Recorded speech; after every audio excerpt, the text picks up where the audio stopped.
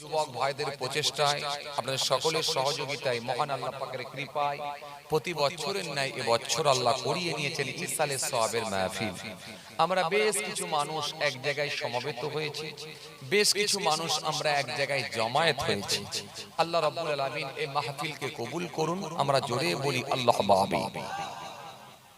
ভাইরা আমার, গুনাহগার এসেছি আপনাদের খেদমতে, আপনাদের ছেলে, আপনাদের ভাই, আপনাদের সকলেরই পরিচিত। আলহামদুলিল্লাহ, আল্লাহ নিয়ে এসেছেন, বহু বছর ধরে আপনাদের খেদমতে আসা যাওয়া করছি।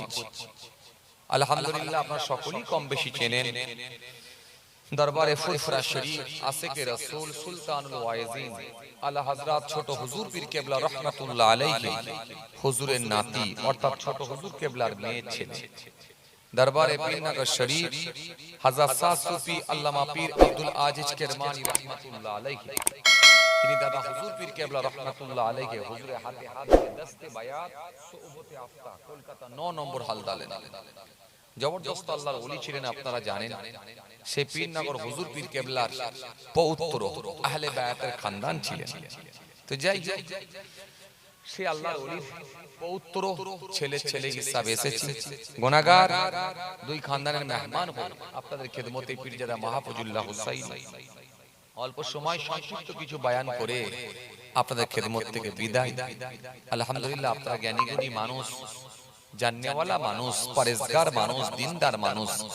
আপনাদের তুলনায় আমি ক্ষুদ্র, তবে মহান আল্লাহ পাক যতটুকু জানিয়েছেন এরই বীজখান থেকে, এরই মাঝখান থেকে, আমার সীমিত জ্ঞান বুদ্ধি থেকে বাল্লিগু আন্নী ওয়ালাউ আয়া এইদিকে লক্ষ্য করে সংক্ষিপ্ত কিছু বয়ান করে আপনাদের খেদমত থেকে বিদায় নেব। খুব কষ্ট আপনাদেরকে দেব না। আজকে ইসালে সওয়াবের মাহফিল, জিকরুল্লাহ জিকরুন নবীর মাহফিল। আমরা বেশ কিছু মানুষ এক জায়গায় এসে বসেছি। আলহামদুলিল্লাহ, আমাদের একটা উদ্দেশ্য নিয়ত আছে। কথা বলেন ঠিক কি না? প্রত্যেকটা জিনিস মানুষ করে একটা উদ্দেশ্য নিয়ে, একটা উদ্দেশ্য নিয়ে। তো সুতরাং আজকের মাহফিলে যে বাবুর্চি এসেছে সে একটা উদ্দেশ্য নিয়ে এসেছে, আমি ওখানে রান্না করলে কিছু আল্লাহ যদি চায় কিছু ইনকাম হবে। প্যান্ডেল আল্লাহ যিনি খাটিয়েছেন সে একটা উদ্দেশ্য নিয়ে খাটিয়েছে, যেখানে প্যান্ডেলটা খাটিয়ে দিলে আল্লাহ যদি কিছু দেয় ইনশাআল্লাহ হবে। কি বলেন আপনি? মাইকওয়ালা তিনার একটা নিয়ত আছে, উদ্দেশ্য আছে, আল্লাহ যদি কিছু দেয় মাইকটা খাটালে হয়তো কিছু হবে। তা আমাদের দাওয়াত করে নিয়ে এসেছেন, ওয়াজ মাহফিল হওয়ার পর আল্লাহ যদি কিছু দেয় ওখান থেকে হবে। তাহলে প্রত্যেকের একটা নিয়ত উদ্দেশ্য আছে, পাশাপাশি এটাও নিয়ত আছে যে আল্লাহ যদি এরই ওসিলায় দুটো হক কথা বলিয়ে নেয়, মানুষের যদি কোনো উপকারে আসে, আল্লাহ যদি দু চার কথা বলিয়ে নেয়। কিন্তু আপনাদের তো একটা উদ্দেশ্য আছে, আপনারা কি উদ্দেশ্যে এসেছেন? কথা বলে বলছি, আপনারা কি উদ্দেশ্যে? সবের উদ্দেশ্যে আপনারা এসেছেন, তাই তো? কেন ওখানে গিয়ে বসলে কিছু সব পাবো, এই জন্যই তো, এই জন্য। আর পাশাপাশি ওখানে কিছু আলোচনা শ্রবণ করব, সেগুলোকে বাস্তবায়ন করার চেষ্টা করব, এই লক্ষ্যে আপনাদেরও আসা। তাহলে আপনাদেরও একটা উদ্দেশ্য নিয়ে আপনারা এসেছেন। তো ভাইরা আমার, তাহলে এই চিন্তা ভাবনা নিয়ে যখন আমাদের আসা, তাহলে সওয়াবের উদ্দেশ্যে এসেছি, কিছু শ্রবণ করার জন্য এসেছি। তাহলে শুনে নিলে নেকি না মেনে নিলে নেকি?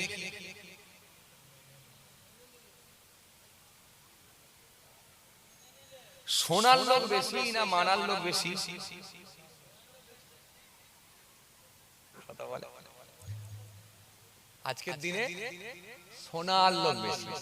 এমন লোক আছে দেখবেন বাবাজি 22 বছর ওয়াজ শুনছে, এখনো উজুর ফরজ শিখতে পারে। এমন লোক আছে দেখবেন বাবাজি 18 বছর ওয়াজ শুনছে, এখনো পর্যন্ত ঈদ বকরিদ ছাড়া নামাজ পড়তে পারে। এমন লোক আছে দেখবেন 11 বছর ওয়াজ শুনছে, গোসলের ফরজ কটা এখনো শিখতে পারেনি।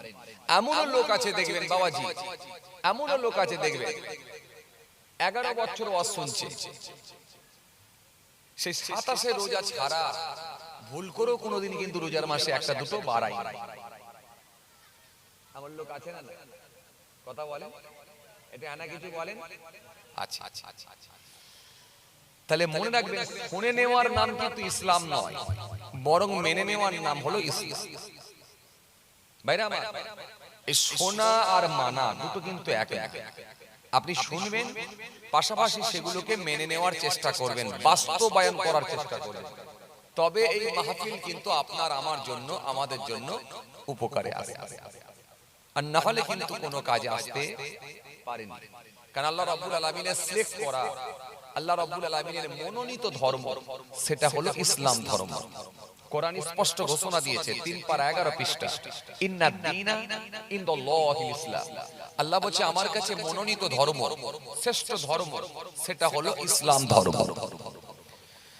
ইসলাম, ISLAM, Islam. I for I, S for sword, L for love, A for wall, M for mankind. I surla wal mankind. আমার উচিত সারা বিশ্বের মানুষকে ভালোবাসা। যিনি সারা বিশ্বের মানুষকে ভালোবাসতে পারলেন তিনি প্রফেট মুহাম্মদ মুস্তাফা সাল্লাল্লাহু আলাইহি ওয়াসাল্লামের একটা আদর্শকে অনুসরণ করলেন। জোরে বলবেন না। সুতরাং সে নবীর উম্মত বলে আমরা দাবি করি, আল্লাহর বান্দা বলে দাবি করি। সুতরাং আমাদের দায়িত্ব মেনে নেওয়া। মেনে নিতে পারলে কিন্তু আমরা গেনার হতে পারবো, সাকসেসফুল হতে পারবো। আর মেনে না নিতে পারলে কিন্তু মনে রাখবেন এই মাহফিল আপনার আমার জন্য কোনো উপকারে আসবে না। আমার দিনদার ইমানদার নেক আল্লাহওয়ালা ভাইরা, শুনে নেওয়াটা খুব সহজ, কিন্তু মেনে নেওয়াটা খুব কঠিন, খুব কঠিন। এই জন্য ভাইরা আমার, বন্ধুরা আমার, সাথী মহব্বতের ভাইরা, যারা মেনে নিতে পেরেছে তারাই কিন্তু সোজা পথের পথিক হয়েছে।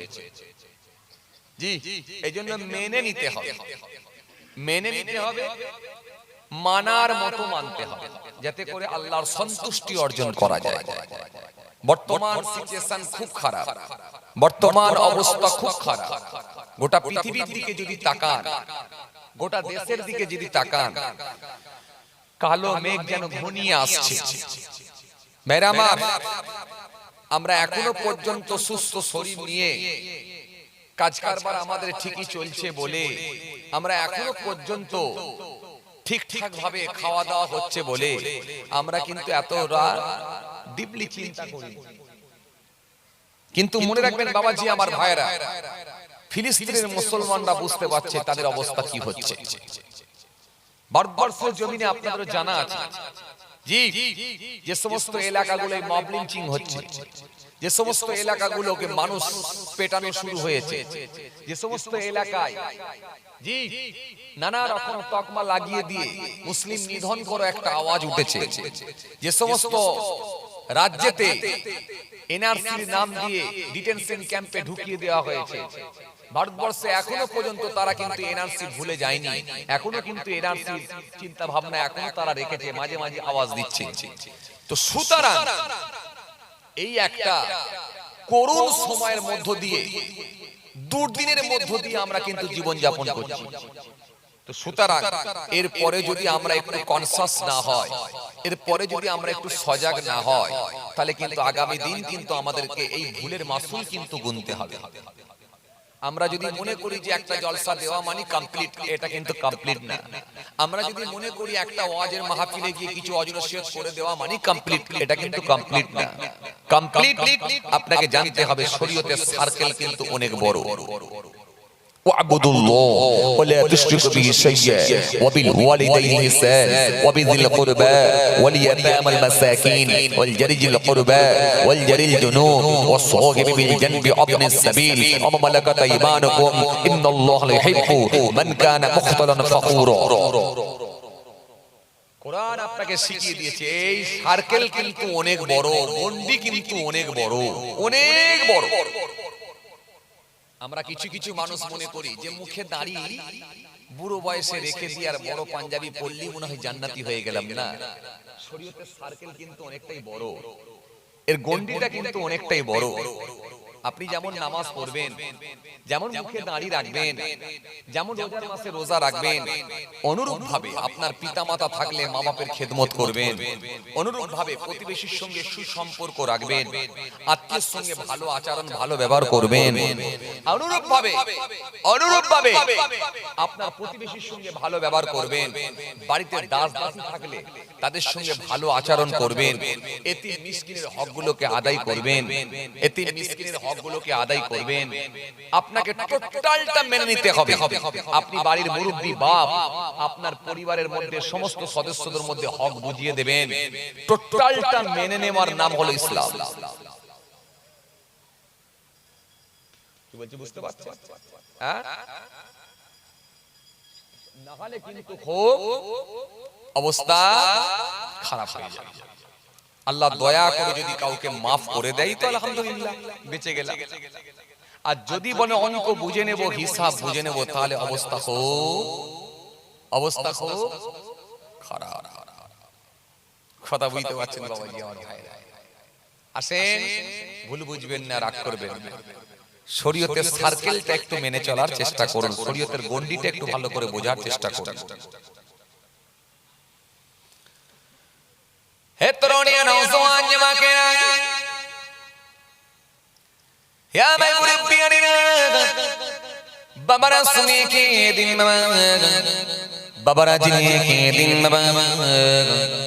শুধু মুখে দাঁড়িয়ে ছেড়ে দেওয়া মানে ইসলাম কমপ্লিট হয়ে গেল এমনটা নয়। আপনি নামাজের খাতায় নাম তুলেছেন বলে আপনি পরিপূর্ণভাবে দিনকে মেনে নিয়েছেন এমনটা কিন্তু নয়। আমাদের সমাজে কিছু মানুষ আছে দেখবেন, বয়স হয়ে গেলে নামাজ শুরু করে দেয়, বয়স হয়ে গেলে মুখে দাঁড়িয়ে ছেড়ে দেয়। সে তখন একটু গর্ব করে বলে আমি নামাজি, নিজেকে মনে করে মসজিদ থেকে যখন বেরোয় হেলে দুলে হেঁটে হেঁটে যায়, নিজেকে একটু গর্ব করে বলে, মনে মনে করে যে আমি হলাম বড় নামাজি, সুতরাং আমি নিশ্চয় জান্নাতি। ধর্মটা খুব সহজ, আবার ধর্মটা খুব কঠিন। আল্লাহ রাব্বুল আলামিন কাউকে যদি মাফ করে দেন তার জন্য ধর্ম খুব সহজ। যদি আল্লাহ কাউকে মাফ করে দেন তার জন্য জান্নাত খুব সহজ, খুব সহজ, খুব সহজ। আর আল্লাহ যদি কাউকে বলেন ধর্ম, তাহলে তার জন্য জান্নাতে যাওয়া বড় কঠিন হয়ে যাবে। এই মাইকলা কোথায় গেল?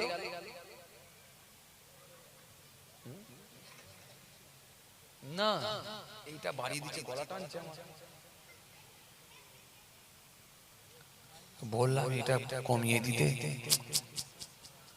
দরুদ শরীফ আল্লাহুম্মা সাল্লি আলা।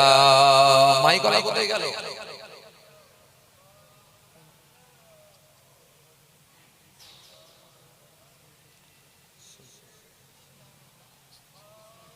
মাইকন ভাই এটা কমিয়ে দেন, আপনি বাড়াবেন কেন? আহা, গলা টানছে, যে গলা টানছে না, মনিটর বাড়ালে গলা টানবে তো। আরে বাইরে টোন দেন একটু।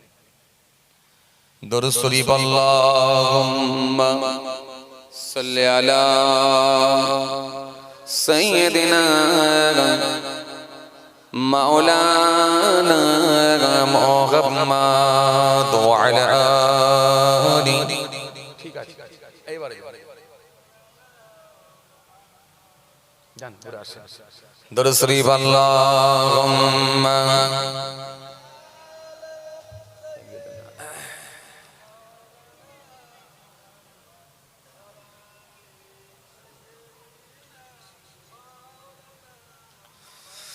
হে তরুণিয়া নওজওয়ান জওয়াকেরা, হে মাই মুরব্বিয়ানেরা, বাবারা শুনে কে দিন বাবারা জিনিয়ে কে দিন।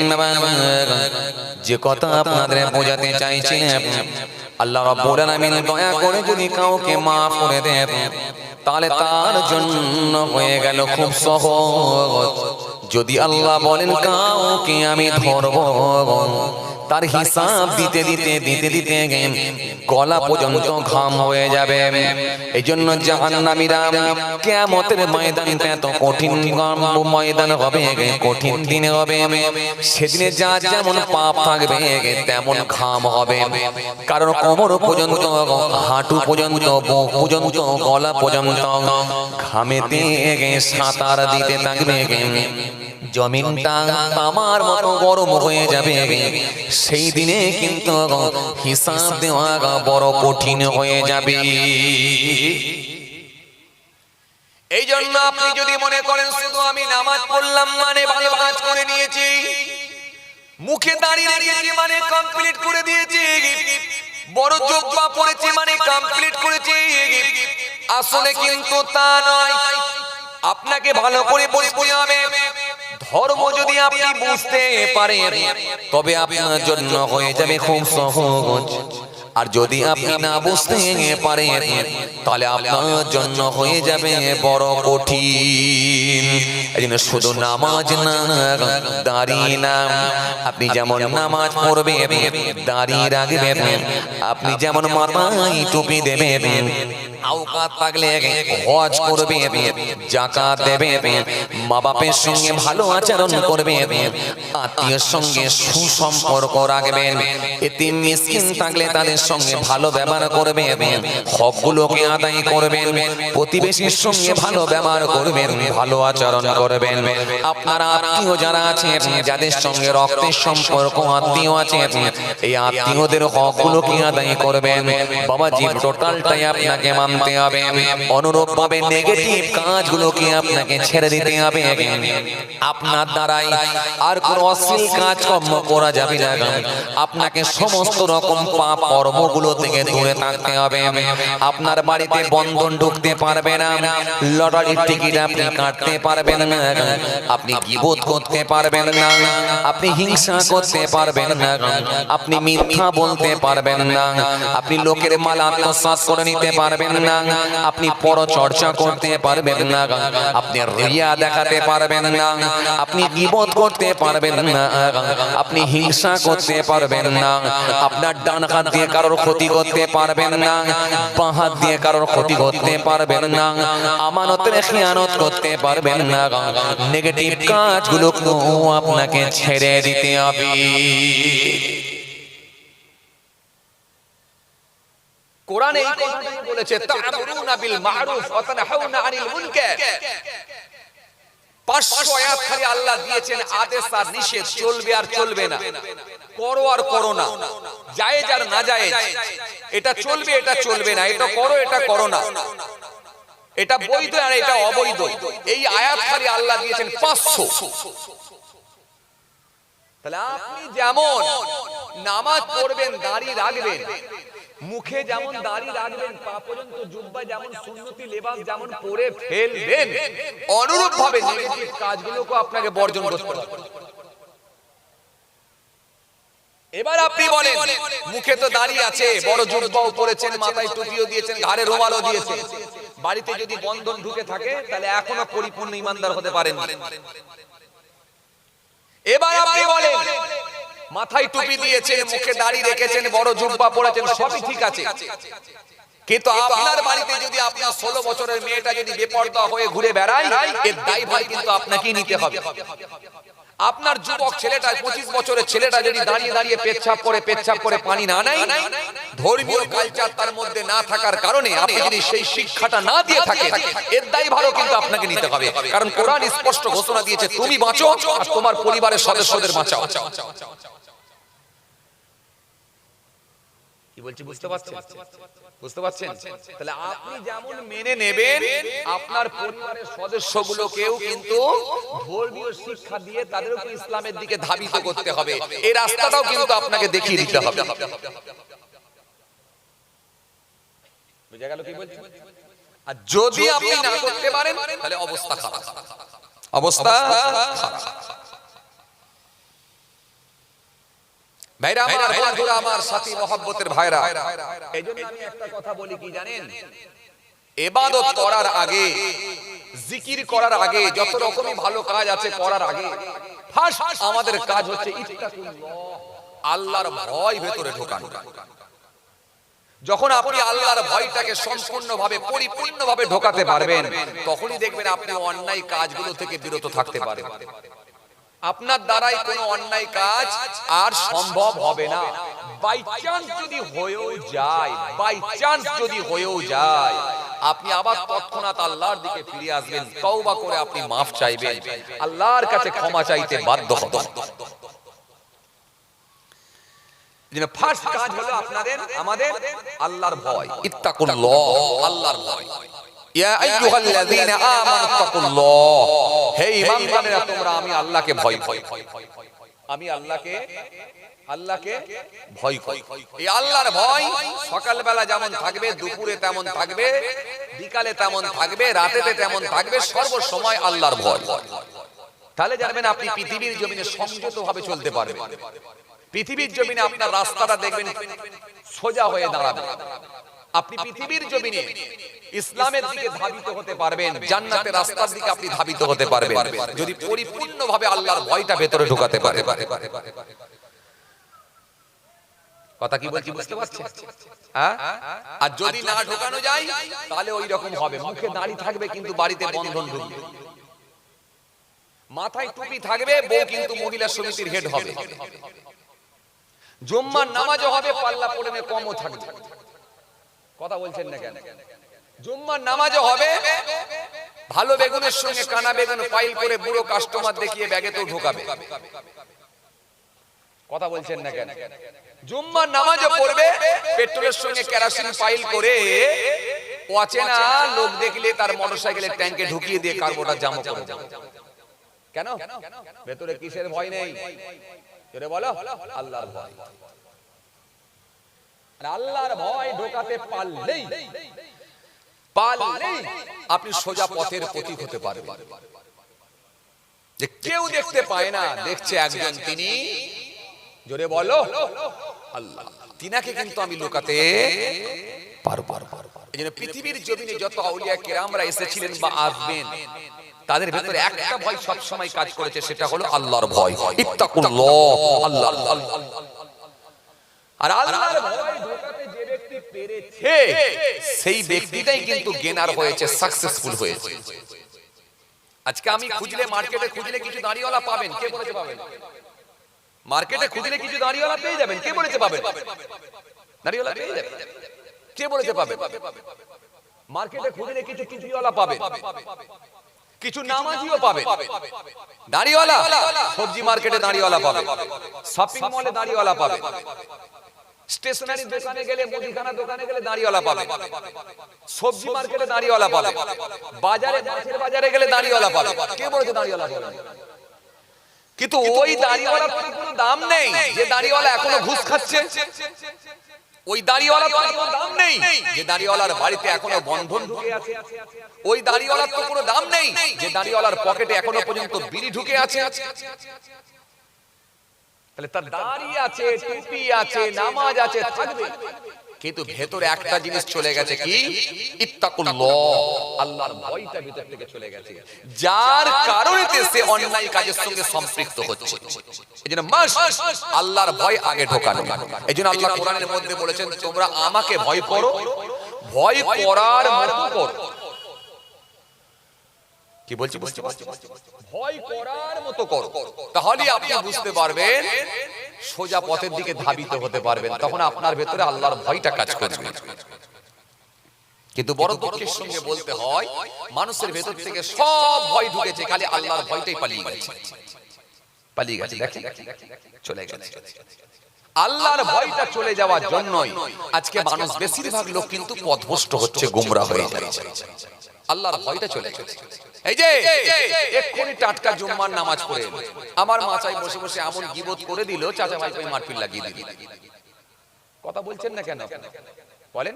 এই যে এক্ষুনি ফজরের নামাজ পড়ে গেল, এই চায়ের দোকানে বসে বসে এমন চালিয়ে দিল, একটা না কিনিবাজি করে দিল, প্রতিবেশীর সঙ্গে মারপিট। কথা বলছেন? জি, মারপিট লাগিয়ে দিল। কোরআন শরীফের মধ্যে আল্লাহ রাব্বুল আলামিন এই জন্য বলেন, ইয়া আইয়ুহাল্লাযীনা আমানু ইসতানিবু কাসীরান মিনাজ-যন্নি ইন্না বা'দাজ-যন্নি ইসমুন। গীবত তো দূরের কথা, আল্লাহ বলছে তোমরা ধারণাও করো না। ধারণা করাটাও হলো পাপের কাজ, গুনার কাজ। ধারণা পর্যন্ত করবে না, ধারণা পর্যন্ত করো না। একটা লোক তাড়াহুড়ো করে মোটরসাইকেলটা স্টার্ট মেরে দিয়ে সে বেচারা চন্দনেশ্বর বাজারের উপর দিয়ে চলে যাচ্ছে, তুমি চায়ের দোকানে বসে বসে তার দিকে দেখছো, তার উপরে মিথ্যা তকমা লাগাও না, মিথ্যা এলিগেশন দেও না, তার উপরে ধারণা করো না যে লোকটার মনে হয় বিরাট অহংকার হয়ে গেছে, পয়সা হয়ে গেছে, এই জন্য ভালো করে ঘুরেও দেখলো না, ডাঁড়তে বেরিয়ে গেল পয়সাওয়ালা হয়ে গেছে বলে। কিন্তু আসলে তা না, খুব টেনশনে ছিল, তার বিআইয়ের শরীর খারাপ, হসপিটালে ভর্তি করতে হবে। ফোন গেছে, বিআই বাড়ি থেকে তাকে বিআইকে গাড়িতে তুলেছে, এখান থেকে বেচারা বিআই সেও মোটরসাইকেল নিয়ে যায় চন্দনেশ্বরে মিট করবে বলে গেছে। দুজনে এই বেচারা খুব টেনশনের মধ্যে আছে, তোমার দিকে তাকাবার সময় পাইনি, মাথাটা নাড়ানোর টাইম পাইনি, তা বলে তুমি মিথ্যা ধারণা যেন করতে যেও না। কত দাড়িওয়ালা নেবেন, কত টুপিওয়ালা নেবেন, কত নামাজি নেবেন, এই যে কত হুজুর নেবেন, কত হুজুর নেবেন, মদ নেই তার মধ্যে, লটারি নেই তার মধ্যে, সুদ নেই তার মধ্যে, কিন্তু হুজুরের মধ্যে হিংসা আছে, এটা নেই বলা যাবে না। কত হুজুর নেবেন, মদ নেই তার মধ্যে, লটারি নেই তার মধ্যে, সুদ নেই তার মধ্যে, কিন্তু তার মধ্যে অহংকার ঢুকে আছে, এটা যে নেই এটা বলা যাবে না। ফেসবুকটা একবার দেখুন, মারপিট চলছে, এক হুজুর আর এক হুজুরকে কথা বলে, এ ওকে কাদা ছড়ে, ও ওকে কাদা ছড়ে, এ ওকে কটাক্ষ করে, ও ওকে কটাক্ষ করে। কথা বলছেন না কেন? চলছে কি চলেনি? তার মানে এখান থেকে বোঝা যাচ্ছে, এখান থেকে বোঝা যাচ্ছে, খুব ঠান্ডা বেরেনে বুঝবেন যে কেউ কারোর উত্থানটাকে মেনে নিতে পারছে না। এ ওকে চেষ্টা করছে জামার কোট ধরে নিচে নামাবার, আর ও ওকে চেষ্টা করছে জামাটা ধরে নিচে নামাবার। কেউ কারো উত্থানটাকে কিন্তু মেনে নিতে পারছে না, এই জন্য হিংসা বেড়ে যাচ্ছে, গীবত বেড়ে যাচ্ছে, অহংকার বেড়ে যাচ্ছে, রিয়া বেড়ে যাচ্ছে, ফখর বেড়ে যাচ্ছে। খুব চাপ, খুব চাপ, পরিপূর্ণ ইমানদার হওয়া খুব চাপ। এই যে আপনাদেরকে আমি ওই জন্য বলেছিলাম কি, ফার্স্ট আমাদের প্রত্যেকের কাজ হবে আল্লাহর ভয়, আল্লাহর ভয়, ভেতরে আল্লাহর ভয়। এই আল্লাহর ভয় ঢোকাতে পারলেই দেখবেন আপনি বেঁচে যাবেন। অন্যায় করে ফেললেও কিন্তু আল্লাহর দিকে ফের ফিরে আসতে পারবেন, কারণ আপনার দ্বারাই অন্যায় কাজ হয়ে গেছে, কিন্তু আল্লাহর কাছে ফের কেঁদে ফিরে আসা, এটা কিন্তু মুমিনের লক্ষণ। কারণ হাদিস পাকের মধ্যে এসেছে, হাদিস পাকের মধ্যে এসেছে, ওয়া নবী উমামা আন্না রাজুলান রাসূলুল্লাহ সাল্লাল্লাহু আলাইহি ওয়াসাল্লাম মাল ঈমান ক্বালা ইযা সাররাকা হাসানাতুকা ওয়া সাআতকা সাইয়্যাতুকা ফা আনতা মুমিনুন। আল্লাহ নবীকে জিজ্ঞাসা করা হলো, হুজুর মুমিন কে? হুজুর মাল ঈমান, ঈমান কি? কে ঈমানদার? কে ঈমান? ঈমান কি? ঈমানদার কে? আল্লাহর নবী বলেন, ক্বালা ইযা সাররাকা হাসানাতুকা ওয়া সাআতকা সাইয়্যাতুকা ফা আনতা মুমিনুন। আল্লাহর নবী বললেন, যখন তোমার দ্বারাই কোনো ভালো কাজ সংগঠিত হবে, ভালো কাজ প্রতিষ্ঠিত হবে, বা ভালো কাজ তুমি করতে পারবে, এটা করলে দেখবে মনের দিক দিয়ে একটা আলাদা তৃপ্তি পাবে, তোমার মধ্যে একটা আলাদা অনুভূতি আসবে। কিছু বুঝতে পারছেন কথা? এই কথা কিছু বুঝতে পারছেন? তোমার মধ্যে একটা আলাদা অনুভূতি আসবে, মজা আসবে, কোন ভালো কাজে তোমার মধ্যে আলাদা একটা অনুভূতি আসবে। কেমন কেমন? দুপুর বেলায় যখন তুমি ঘটপুকুর বাজারে এসে পৌঁছাবে, কলকাতা থেকে তুমি ফিরছো, ঘটপুকুর বাজারে এসে পৌঁছালে বেলা 1:30 বাজছে, মনটা তোমার ছটফট করবে। দুপুর বেলা বাড়ি গেলে হয়তো জোহরের নামাজটা মিস হয়ে যাবে, অন্তত জোহরের নামাজটা ঘটপুকুর বাজারে কোনো একটা মসজিদ থেকে আমি আদায় করে নি। যতক্ষণ না তোমার জোহরের নামাজ হবে, মনের মধ্যে শান্তি পাবে না। জোহরের নামাজটা যে হয়ে গেল, তোমার মধ্যে আলাদা একটা অনুভূতি, মজা এসে গেল। বুঝতে পারছেন কথা? মুমিনের লক্ষণ বুঝে যাচ্ছে? হ্যাঁ, আর তোমাকে আমি আরেকটা প্রমাণ দিয়ে দিই। এই পুকুর বাজারে মসজিদে গিয়ে নামাজ পড়বে, জোহরের নামাজ, কিন্তু পাবলিক টয়লেটে গিয়ে ইস্তেঞ্জা খানায় গিয়ে যখন তুমি ইস্তেঞ্জা করেছো, বুঝতে পেরেছো আমার কাপড়টা নোংরা হয়ে গেছে, আমার কাপড়টা নাপাক হয়ে গেছে। যখন তুমি বুঝতে পারলে পেচ্ছাপ করতে গিয়ে আমার কাপড়ে লেগে গেছে বা কাপড়টা নোংরা হয়ে গেছে, পেচ্ছাপের ছিটা লেগেছে আমার কাপড়ে, সুতরাং কাপড়টা আমার নাপাক হয়ে গেছে, তুমি বুঝতে পেরে গেলে। কিন্তু এমন একটা জায়গায় আছে যেখানে আমার এক্সট্রা কোনো পরনের কাপড় না গাই, লুঙ্গি নাই, এক্সট্রা কোনো পায়জামাও না গাই, এখন আমি কি করব, উপায় কিছু নাই। তখন তোমার মনে দিক যে তুমি ব্যতীত হবে, আল্লাহ আজান হলো কিন্তু নামাজটা আমি আদায় করতে পারলাম না, আল্লাহ তুমি ক্ষমা করো, আল্লাহ তুমি মাফ করো, তুমি তো সব জানো, আমার বড় ইচ্ছা ছিল নামাজটা আদায় করে নেওয়া, কিন্তু কাপড়টা আমার নাপাক হয়ে যাবার কারণে এমন একটা জায়গায় আছি যেখানে এক্সট্রা আমার লুঙ্গি নেই, এক্সট্রা আমার পায়জামা নেই, আমি এখানে পরনের কাপড় আমার কিছুই নেই, একটাই কাপড়, সুতরাং কাপড়টা আমার নাপাক হয়ে গেছে বলে এই নামাজটা আমার কাজা হয়ে গেল। এই মনের দিক দিয়ে তুমি ব্যতীত হবে, কষ্ট পাবে, আফসোস করবে, আল্লাহ আমার নামাজটা মিস হয়ে গেল। নবী বলেন যখন এই আফসোসটা তার মনে আসবে, যখন সে ব্যতীত হবে, কষ্ট পাবে, আমি রাসূলুল্লাহ বলি তার দ্বারাই যদি কোনো অন্যায় কাজ হয়ে যায়, তার দ্বারাই যদি কোনো অপরাধ হয়ে যায়, তার দ্বারাই যদি কোনো গুনার কাজ হয়ে যায়, তার দ্বারাই যদি কোনো ভালো কাজ মিস হয়ে যায়, সে ব্যতীত হবে, ব্যতীত হয়ে আমার আল্লাহর কাছে ফিরে আসবে, তওবা করবে, মাফ চাইবে। আমি রাসূলুল্লাহ বলছি ফাআনতা মুমিনুন, অতঃপর সেই হবে একজন মুমিন যে ভালো কাজ করবে, অনুভূতি আসবে, আর অসৎ কাজে ব্যতীত হবে, দুটো লক্ষণ মিলে নিতে পারলে আমি রাসূলুল্লাহ বলছি ফাআনতা মুমিনুন, অতঃপর সেই হবে একজন মুমিন। কথা বুঝতে পারছেন বাবাজি? হ্যাঁ, বোঝা গেল? বোঝা গেল? তাহলে এই লক্ষণটা দেখতে হবে আপনাকে মিলিয়ে। আর বসে পেচ্ছাপ করতে করতে যদি মনে হয় যে না দাঁড়িয়ে পেচ্ছাপ করাটাই বেটার, তাহলে যেন খারাপ লক্ষণ। বসে পেচ্ছাপ করতে করতে এখন দাঁড়িয়ে দিচ্ছি, আগে তো পানি নিতই না, আর এখন তো পানির ধার ধারি না, পানি তো ধার ধারে না, আর আগেও পানি নিত না, পরেও পানি নেয়নি, বরং তার প্রমোশন ঘটেছে কি, সে আগে বসে পেচ্ছাপ করত, এখন তার প্রমোশন ঘটেছে, সে দাঁড়িয়ে দাঁড়িয়ে পেচ্ছাপ করছে, মানে আরো লক্ষণ খারাপ, ভালো লক্ষণ নয়, বরং এই খারাপ লাইনে তার প্রমোশন ঘটছে, মানে সে এখন দাঁড়িয়ে দাঁড়িয়ে পেচ্ছাপ করছে, লক্ষণ খারাপ। বিড়ির টান দিত, এখন বর্তমানে সে গ্যাঁজার টান দিচ্ছে, সে মনে মনে ভাবছে এই লাইনে আমার প্রমোশন হচ্ছে, মানে ডিগ্রি বাড়াচ্ছে, উপর দিকে যাচ্ছে, একটু হাই লেভেলে যাচ্ছে, কিন্তু এই লক্ষণ খারাপ। রাসূল বলছেন যখন সে অসৎ কাজ করে ফেলবে, ব্যতীত হয়ে আল্লাহর কাছে ফিরে আসবে, এই দুটো কথা মেলাতে পারলে ফাআনতা মুমিনুন, অতঃপর সেই হবে একজন মুমিন। এইজন্য সময় থাকতে থাকতে যদি পরিবর্তনের জায়গায় না আসা হয়, তাহলে মনে রাখবেন অবস্থা কিন্তু খুব খারাপ হয়ে যাবে। আর বর্তমান সময়ে বাবাজি আমার ভাইরা, বেশি কাজ আপনাকে করতে হবে না, বেশি কাজ লাগবে না। কেন?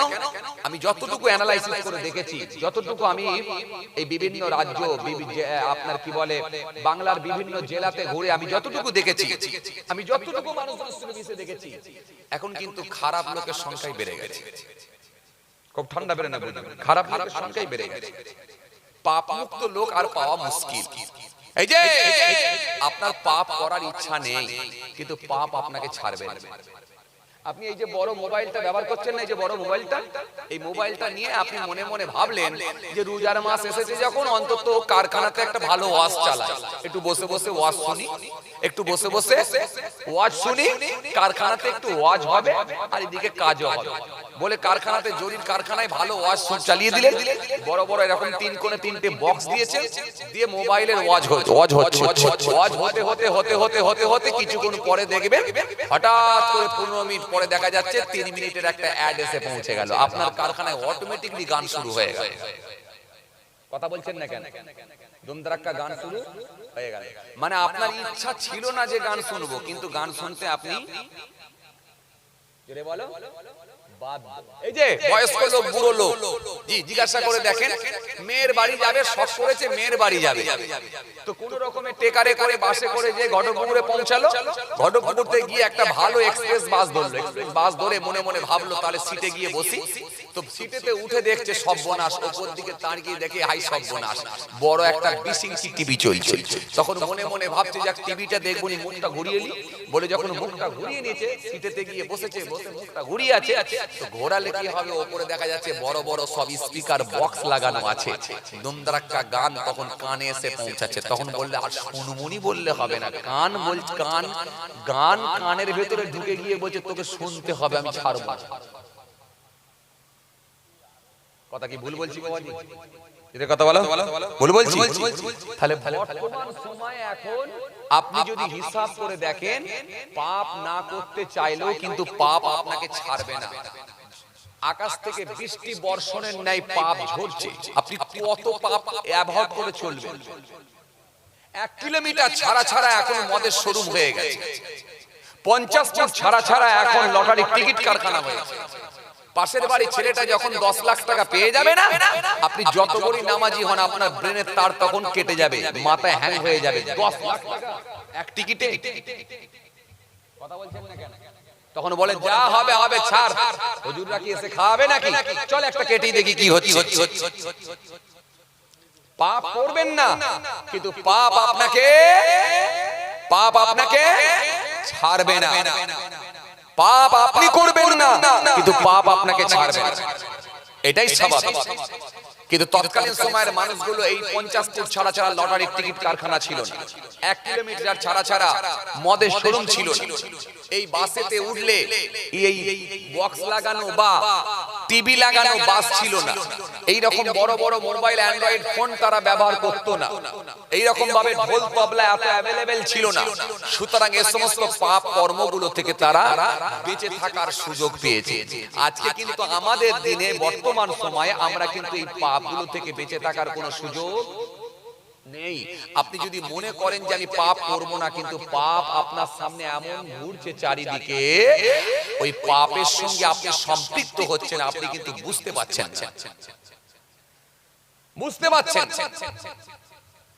ভাইরা আমার, বন্ধুরা আমার, সাথী মহব্বতের ভাইরা, আসেন, ভুল বুঝবেন না, রাগ করবেন না। জি হে তরুণিয়া, নওজওয়ান যুবকেরা,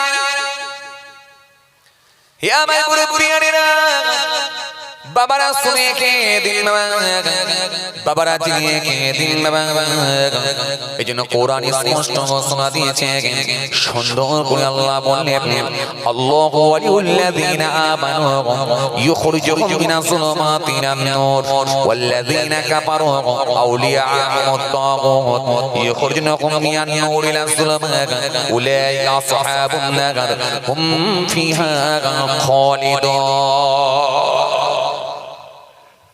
এই জন্য আল্লাহ রাব্বুল আলামিন সুন্দর করে বললেন, আল্লাহু ওয়ালিউল্লাযিনা আমানু ইউখরিজুহুম মিনাজ যুলুমাতি ইলান নূর।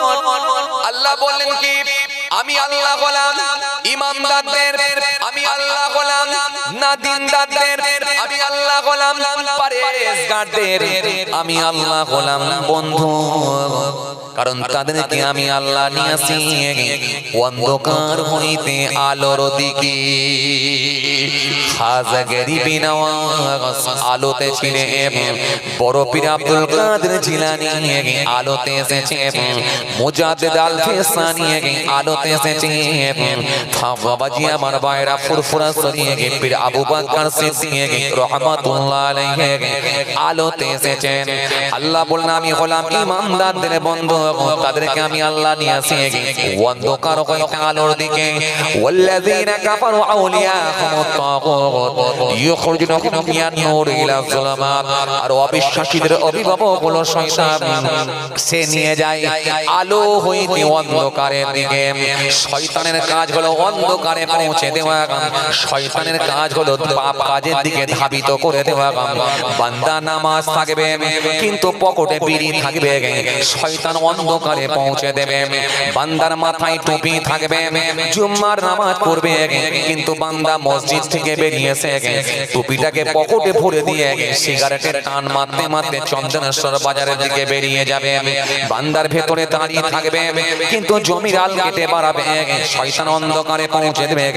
বান্দার ভেতরে জুম্মার নামাজ থাকবে, চায়ের দোকানে বসবে, যুবক ছেলে চায়ের দোকানে বসে জুম্মার নামাজ পড়েছে, দুপুরবেলা জুম্মার নামাজ পড়েছে কিন্তু সন্ধ্যার সময় চায়ের দোকানে গিয়ে চা খাবে। শাহরুখ খানের নামে বড় পোস্টার লাগানো আছে, ওই পোস্টারে একবার জওয়ান সিনেমাটা দেখানোর জন্য সে দুই বন্ধু মিলে যুক্তি করে নেবে। আল্লাহ বলছেন শয়তানের কাজ হলো অন্ধকারে পৌঁছে দেওয়া। কিছু বুঝতে পারছেন? এই কথা কিছু বুঝতে পারছেন? আপনি কিছু করবেন না, শয়তান কিন্তু আপনাকে ছাড়বে না। এই যে আপনি জোহরের নামাজ পড়েছেন, জোহরের নামাজ পড়ে আরে একটু বিকেল বেলা আসরের নামাজও পড়েছেন, পরে ওখানে চায়ের দোকানে গিয়ে বসেছেন, মন চলে গেল পোস্টারে। বড় একটা পোস্টার লাগানো আছে, দিয়ে বলছে বন্ধু একবার চ দেখিনি, শাহরুখ খানের জওয়ানটা একবার দেখে এসি, চদিকে দেখে আসি। এই যে এইটাই হলো শয়তানের কাজ, অন্ধকারে পৌঁছে দেওয়া, আপনাকে যে কোনো ভাবে অন্যায় কাজের দিকে ধাবিত করবে, এটা হলো শয়তানের কাজ। এরপর আল্লাহ রাব্বুল আলামিন মানে উলাইকা আসহাবুন নার, ওরাই দোজখবাসী, হুম ফিহা খালিদুন, সেখানে তারা চিরকাল অবস্থান করবে, চিরকাল শাস্তি ভোগ করবে, বাঁচাবার কেউ থাকবে না। শয়তানের কাজ হলো অন্ধকারে পৌঁছে দেওয়া। রাতের বেলা ওয়াজ শুনবে, বিকেল বেলা লটারি কাটবে, রাতের বেলা ওয়াজ শুনবে, সকাল বেলায় পচা মাছের রক্ত, পচা মাছের গায়ে টাটকা মাছের রক্ত লাগিয়ে দিয়ে বিক্রি করে দেবে, অথচ রাতের বেলায় বসে বসে ওয়াজ শুনবে। শয়তানের কাজ হলো তার শিরায় শিরায় নার্ভের মধ্য দিয়ে গিয়ে যে কোনো ভাবে বান্দাকে অন্যায় কাজে সঙ্গে লাগিয়ে দেওয়া। আল্লাহ বলে উলাইকা আসহাবুন নার, ওরাই দোজখবাসী, হুম ফিহা খালিদুন, সেখানে তারা চিরকাল অবস্থান করবে, চিরকাল শাস্তি ভোগ করবে, বাঁচাবার কেউ থাকবে না।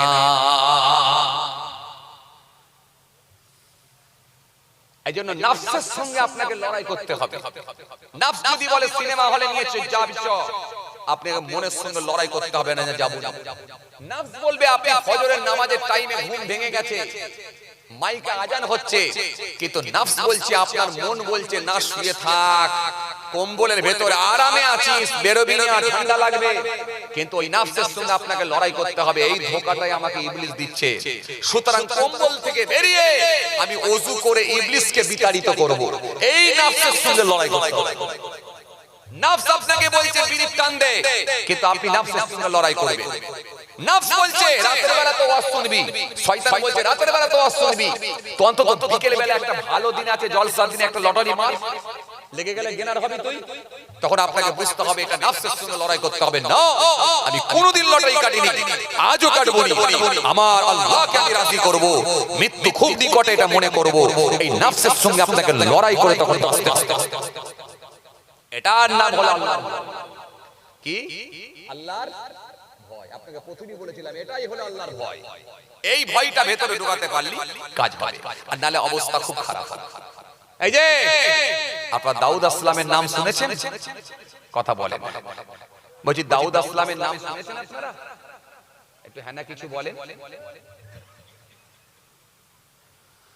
ও জায়গা হচ্ছে না, আলহামদুলিল্লাহ, এত লোক হয়ে গেল মাশাআল্লাহ।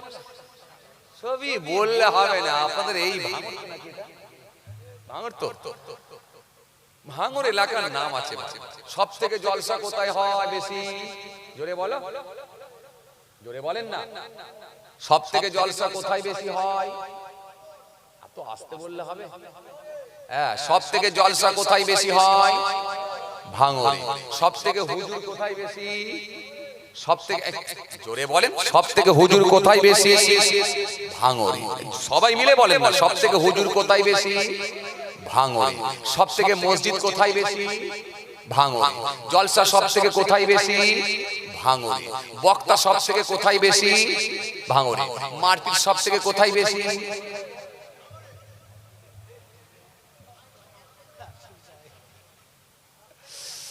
সব থেকে বেশি ভাঙরে। সেই কি বলে? জমি, জমি কমিটি। কখনো বলছে জমি কমিটি লেগেছে, কখনো বলছে রাজনীতির লড়াই লেগেছে, তাও ভাঙা। যাক ভাইরা আমার, বন্ধুরা আমার, তবে একটা কথা বললে হবে না, জি জলসা অনেক হয়, আল্লাহ শুকর বললে হবে না।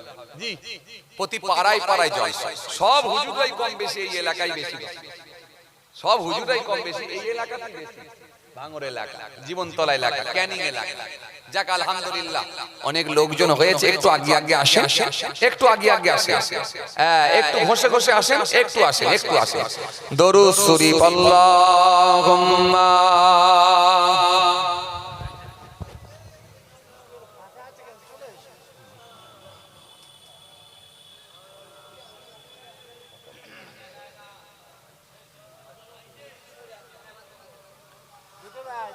একটু আগে আগে আসেন। দরুদ শরীফ আল্লাহুম্মা।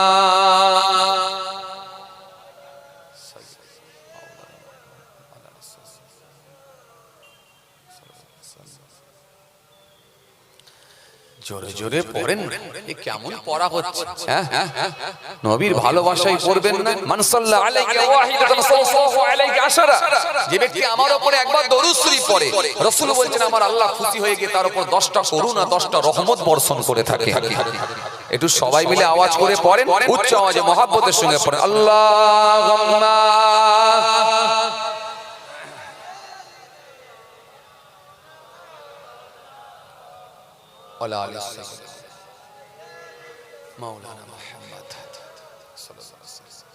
ভাইরা আমার, বন্ধুরা আমার, সাথী মহব্বতের ভাইরা, তাকান আমার দিকে। যে কথা আপনাদের বোঝাতে চাইছিলাম, এই জন্য ফার্স্ট আমাদের কাজ হলো আল্লাহর ভয়। আল্লাহর ভয় ঢুকাতে পারলেই আপনি সোজা পথের দিকে আপনি ধাবিত হতে পারবেন, সোজা রাস্তা খুঁজে পেয়ে যাবেন, যদি ভেতরে আল্লাহর ভয় ঢুকাতে পারে।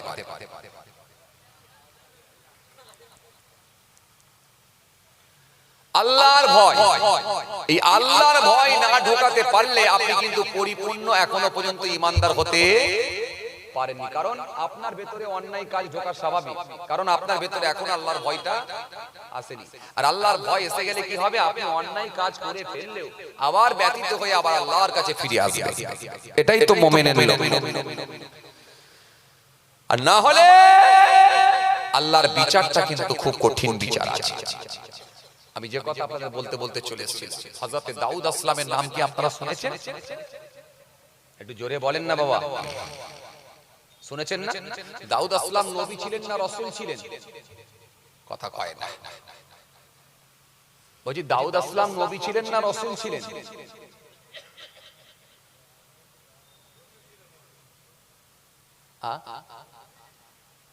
একটু বলেন না, কি দাউদ আসলাম নবী ছিলেন না রাসূল ছিলেন? এই ভাই বলেছে রাসূল ছিলেন, তাই তো? রাসূল ছিলেন বলেছে, আপনি বলে কি বলছেন?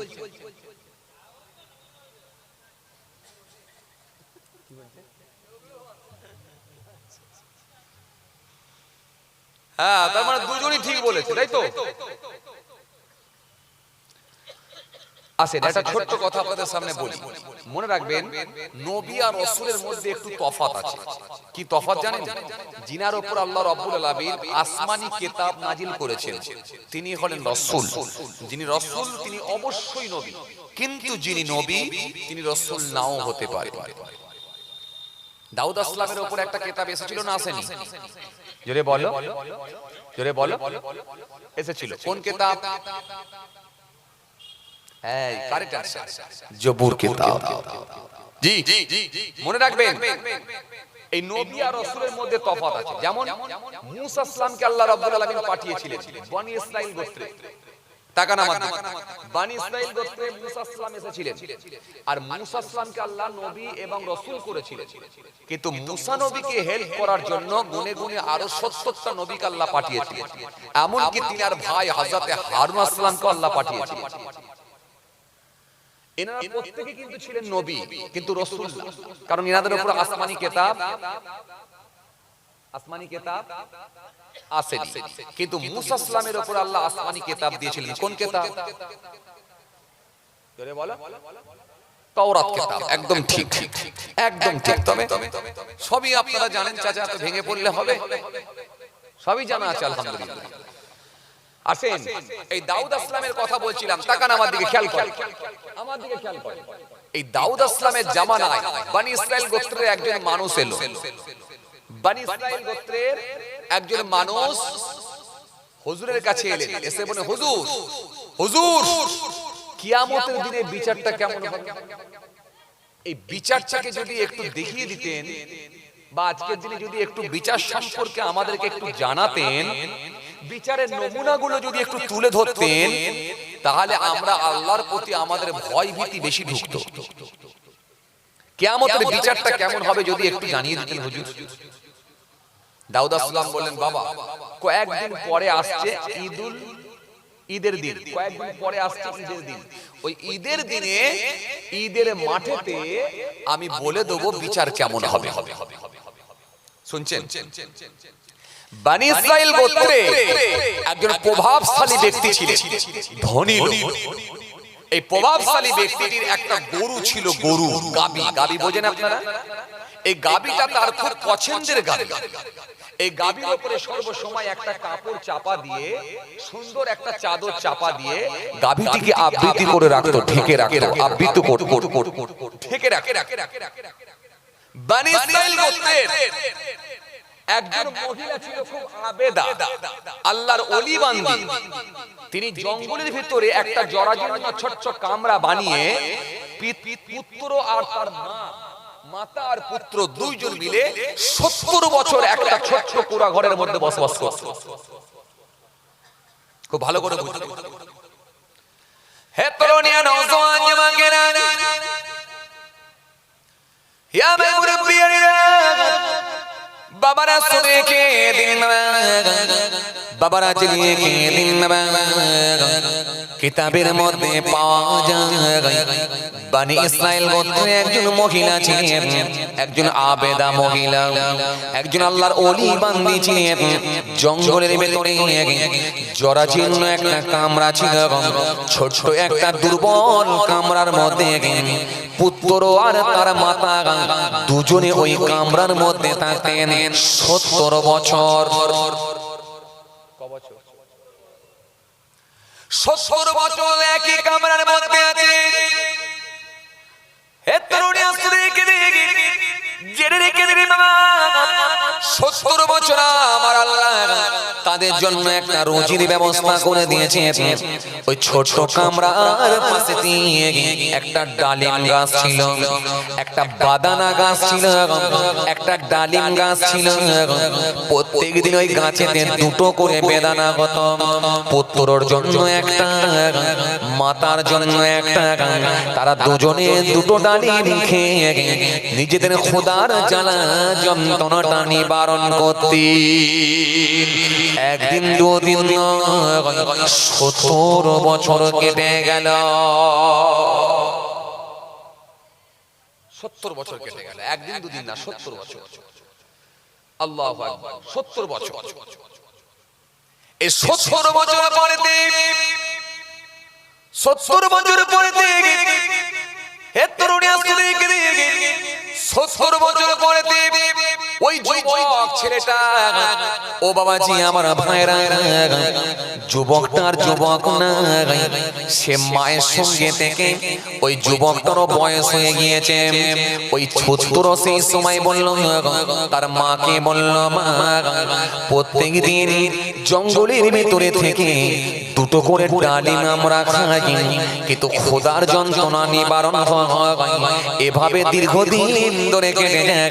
মা, একই খাবার আমাকে আর ভালো লাগে না মা, তুমি একটু হুকুম দাও, অনুমতি দাও, আমি শহরে যাব, শহর থেকে কিছু দামি খাবার কিনে নিয়ে আসবো, শহর থেকে কিছু নতুন খাবার কিনে নিয়ে আসবো, ওই খাবারটাকে নিজেদের ক্ষুধার যন্ত্রণা নিবারণ করব।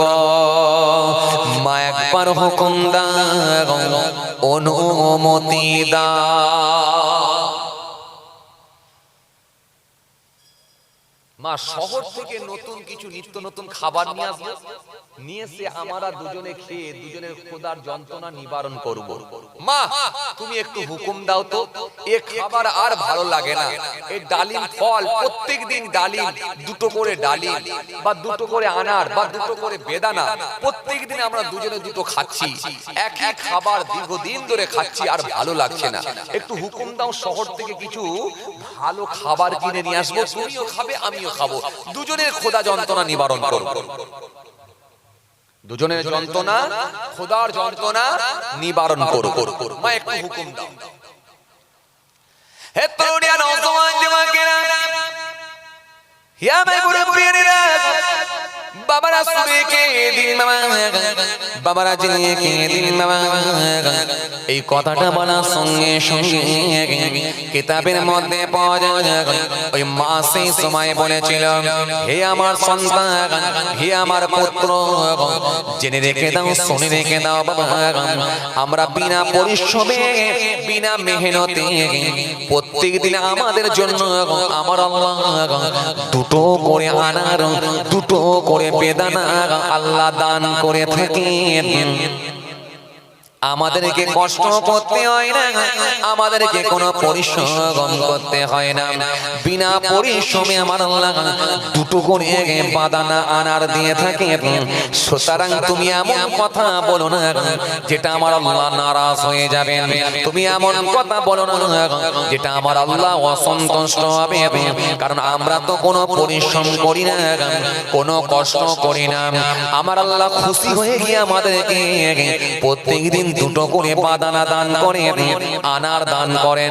আর আজকে যদি তুমি এরকম কথা বলে ফেলো যেটাতে আমার আল্লাহ অসন্তুষ্ট হয়ে যাবে, নারাজ হয়ে যাবে, বাবা ছেলে এরকম কথা বলো না।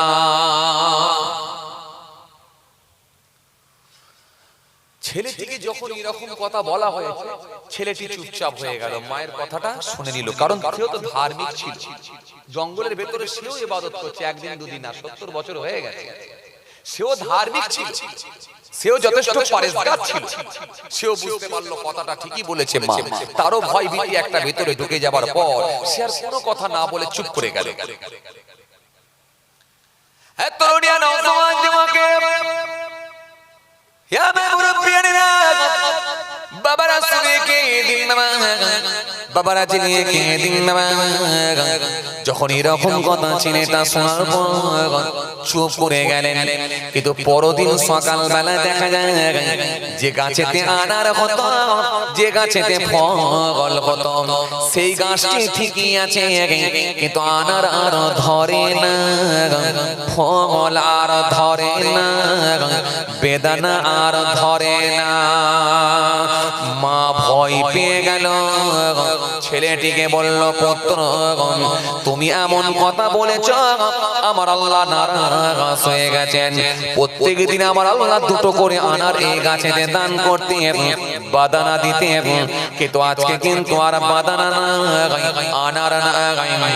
তার মানে আমরা কঠিন পরীক্ষার সম্মুখীন হয়েছি, এই পরীক্ষায় কিন্তু আমাদেরকে উত্তীর্ণ হতে হবে, পাস করতে হবে। শুনছেন? আমার দিকে তাকান। মা কি বলো? বেটা বলল, হ্যাঁ মা কি বলো? মা বলছে, বেটা হ্যাঁ, তুমি এমন কথা বলে ফেলেছো যেতে আমার আল্লাহ অসন্তুষ্ট হয়ে গেছেন, আনার গাছে কিন্তু আনার ধরেনি। হাই সর্বনাশ, এবারে কি হয়? তবে আমার আল্লাহ কঠিন পরীক্ষা নিচ্ছে, কঠিন পরীক্ষা নিচ্ছেন, এই জন্য পরীক্ষায় কিন্তু আমাদেরকে উত্তীর্ণ হতেই হবে। এই জন্য মাঝে মাঝে আমার আল্লাহ ঈমানদারদেরকে পরীক্ষা নেয়। কখনো তাদের ফসলে পোকা ধরে যায়, কখনো কখনো শরীরের অসুস্থ আল্লাহ করে দেন, সদস্যদের ভেতরে অসুস্থ হয়ে যায়, কখনো কখনো বিজনেস ভালো চলে না, কারবারে লস খায়। কিন্তু ঈমানদার সব সময় একটাই কথা বলবে, সুন্দর করে ঈমানদার একটাই কথা বলবে, আল কদরে খায়রিহি ওয়া শাররিহি মিনাল্লাহি তাআলা। ভালো এবং মন্দ যা কিছু হয় সব আল্লাহর হুকুমই হয়। আরো জোরে বলেন, আরো জোরে বলেন। এই জন্য ঈমানদার কোন জায়গায় দেখবে পিছিয়ে যাবে না, ঈমানদার কোন জায়গায় কিন্তু দুর্বল হয়ে যাবে না। ঈমানদারের ভিতরে একটাই বল থাকবে, কারবারে যদি উন্নতি হয় আলহামদুলিল্লাহ আল্লাহ দিয়েছে, লস যদি খেয়ে যায় মনটা খারাপ হলে কিন্তু ভেঙে পড়বে না, এটা আল্লাহর মঞ্জুরি দিয়েছিল, হয়েছে।